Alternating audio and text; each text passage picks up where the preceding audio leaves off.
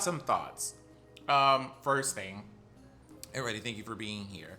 I have had a lot of fun playing the game. There's puzzles, there's shenanigans, but there's a lot of like that nostalgia feel that you get from seeing your favorite pixelated character doing the things. So it's giving that first Legend of Zelda kind of vibe. If you like that kind of art, I think that's fun.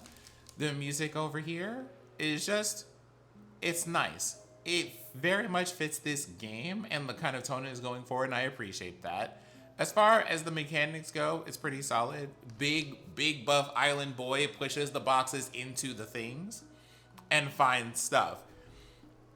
There are a whole bunch of smaller things that I think are really easy to miss when you're first playing the game, and that you have to learn to like find them over time. For example, the fact that it auto saves every time you like enter a new screen, or the fact that the snakes have little indicators that tell you when a secret is in a room, but you have to know to look for that from the game.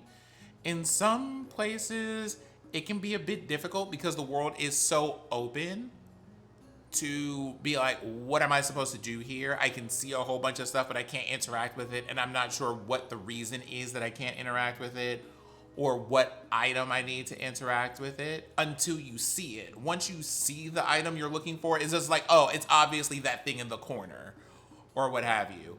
But getting to it can take a little bit sometimes. And it's definitely the kind of game that rewards you a lot more and helps you figure out things a lot faster if you're a person who does what the genre normally demands, which is walk into all the rooms, poke around with all the stuff, look at all the things.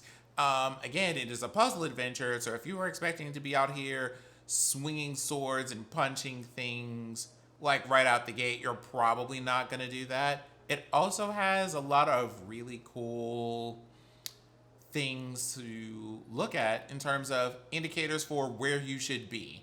If you have 5 stars and this place says this is a 45-star area, you know that you need to go backtrack and go find earlier things to do before you do the thing that just caught your eye, which I think is great. I think having the gates there, because it is so open, is great to just have like a shorthand, hey, like you're not at a place that you can interact with whatever the puzzles are back here. And that's nice. I'm looking forward to uncovering a little bit more of the story and just being like, what is this and why is this here? There isn't a lot of text that explains stuff. I imagine that there are going to be some more dramatic animations for the things when that stuff finally comes up. Very Chrono Trigger in that way, if you're used to playing that game, of being like, hey, this is a big momentous thing. Here is a very well animated cutscene, and otherwise you're in Pixel Land doing the things, moving the boxes, and trying to find the stuff. So far I'm having a fun time. Having a fun time. And I'm looking forward to playing this more and hopefully other of these indie pixelated games.